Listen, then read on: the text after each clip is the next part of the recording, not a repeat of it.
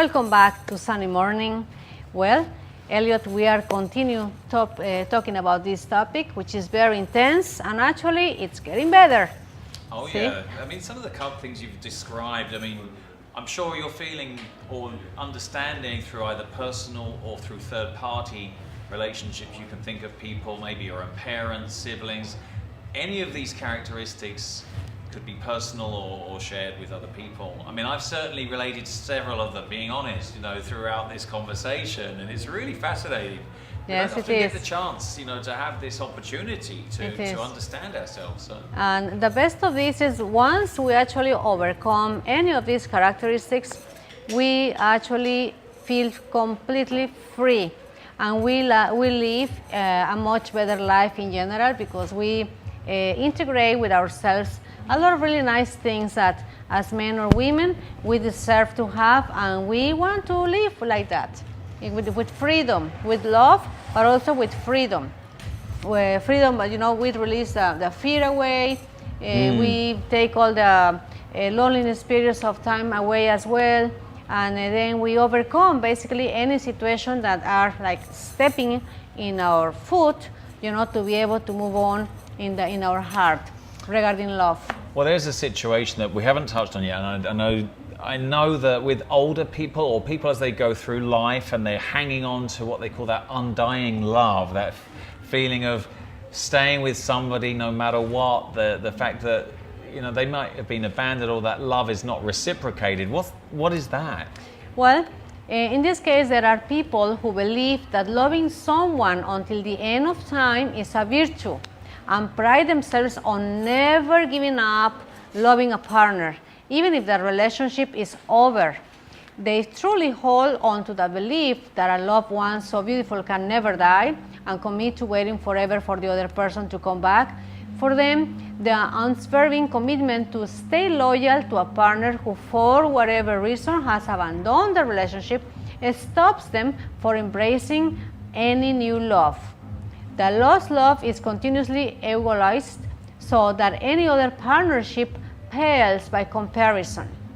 See? Yeah. So this is what happens with when a person believes that it's like undying love and it's going to be forever. Sometimes the partner abandons the relationship, but sometimes they keep forcing the relationship to stay on and on and on regarding the most horrible circumstances, sometimes including violence, like psychologically or physically violence. Well, it gets kind of abusive, doesn't it? And sadly, there's a saying we have, it's called flogging a dead horse. You're not going to bring it back to life just by smacking it. In a relationship, it's the same thing. You're just crashing into a brick wall with somebody. They don't feel for you any longer.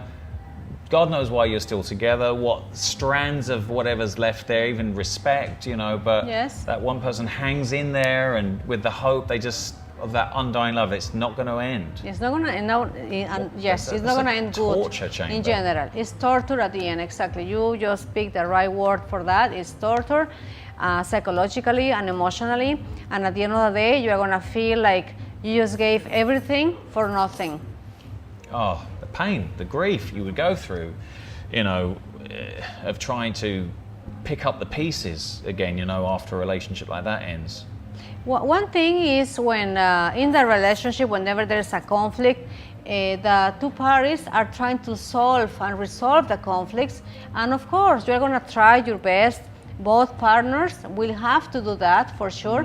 But if nothing actually happened, or the situation didn't get through, then the best thing is really just to be apart from each other. Definitely. Yeah. Instead of just keep fighting and fighting. Anyway, so there's another characteristic, the number 9, is the unmatched whole feelers. Occasionally, a partner finds another who is perfect in some crucial areas. The rest of the relationship might not be as rewarding, but the experience of total satisfaction in that one place is overwhelming, right? So a whole filler, let's say it, sex, right? Somebody Exactly. might find somebody else who's good in bed, but they stay with their partner, but because that part of their relationship is over or is not working, and I don't know, or they're going through a midlife crisis or something, and they're not physically intimate any longer. So somebody else comes along. Is that that's what you mean, like a hole filler, maybe, that area? Well, in general, it is also because sometimes, I mean, this is very unfortunate, but it's very real. It happens, and it happens to men, and it happens to women. And of course, the one that has a broken heart blames the one that committed the crime, right?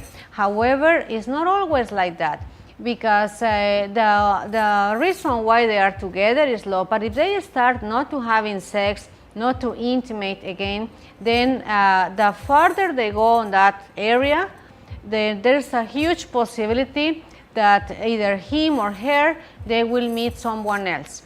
And maybe because they have fears, maybe because they have some other situations in their minds, maybe because they don't have their personal needs fulfilled by themselves on their own. It doesn't matter the reason. Human beings are very complicated, Elliot, and of course there's going to be certain kind of certain time where they're going to make decisions, and sometimes they make wrong decisions, sometimes they make good decisions, but the major thing is that they need to talk before about express themselves how they are feeling, and if they are not receiving an answer, and after they maybe even try in therapy these issues or situations, then even if that is not helping at all, then that means that they need to go apart instead of like trying to fulfill themselves with somebody else. And one of them, they don't need to sacrifice either to stay with a person that wants to leave for any reason. Right. They cannot say, you know what, just stay with me, honey, for this reason or this other reason, including children. Many times, partners, when they have children, they actually want to stay together, mainly women. They want to remain together because of it. But it's not the best way to do it. Children, whether the parents are together or not, because the mother loves the children, the father loves the children, they are always going to be fine. They will do great. The major part is like, think about it. What are you going to teach to your children? Are you, mother or father, are you going to teach them your self-sacrifice? Is that what you want them to be raised with? No, of course not. Then you must modify something in yourself, some perceptions, and even some feelings in yourself, a new way to look at things, and try to sustain yourself and hold yourself into one piece, emotionally wise. Now, also, another one is the truly agonized stalkers, Elliot.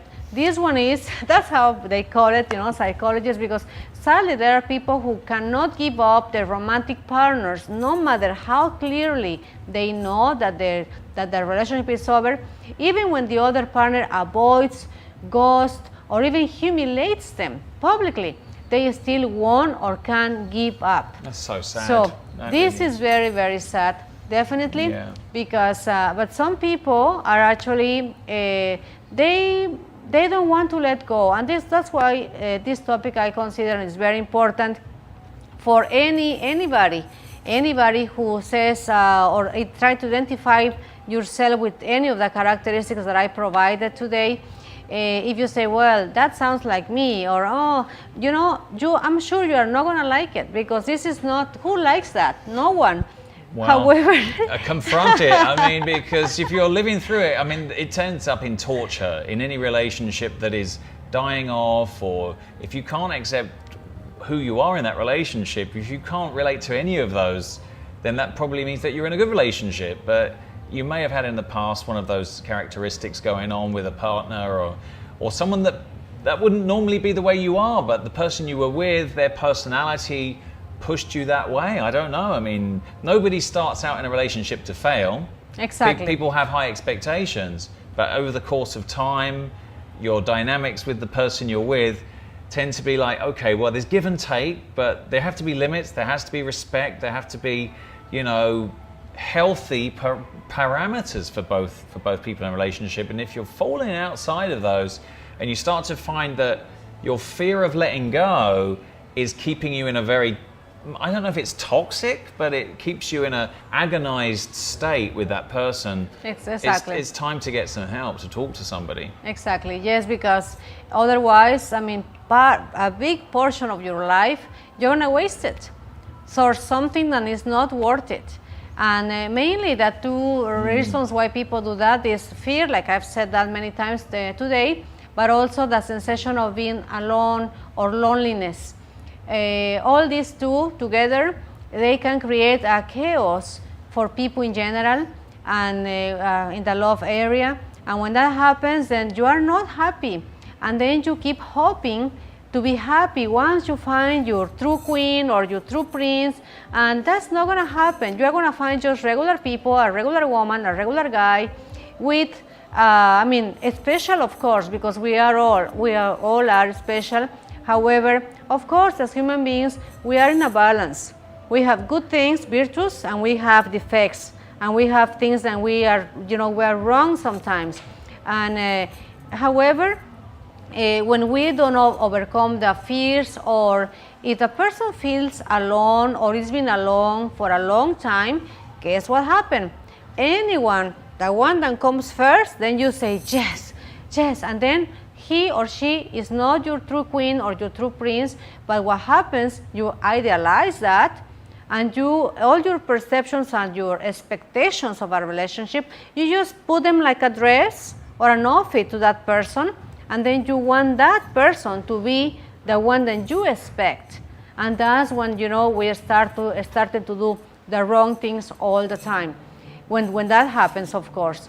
And then what you have to do is, at the beginning, is fulfill yourself, fulfill your heart, love yourself.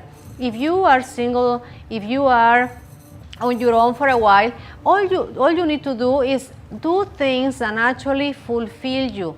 Fun things as well, things for you. Maybe you get into yoga, do some exercise. Maybe you sing, maybe you dance, classes or lessons of anything. Then you should take in general to feel like more passionate about it, about your life. And then when that happens, believe me, when a guy or a woman comes to you as a prospect, then all you need to do is you're gonna, you can actually cross your arms and say, okay, now, well, bring it on. I'm gonna wait to see what you have for me. If I like it, I choose you. If I don't, I walk away. Simple as that. And then you're gonna reduce a mistake. You're gonna reduce the risk if you do that. But you need to feel happy inside of yourself before anything.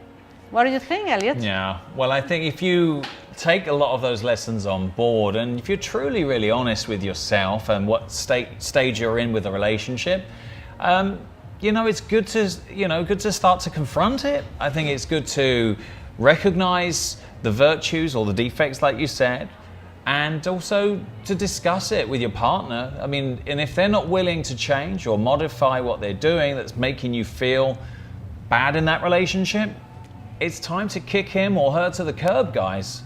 Pick yourself up, put the Gloria Gaynor record on, I Will Survive, and get yourself out there and get someone that deserves, or you deserve better. I mean, you deserve better than to be in a relationship like that, and you shouldn't be suffering, and you shouldn't be expecting someone to become something that they're not going to become for you. So, never.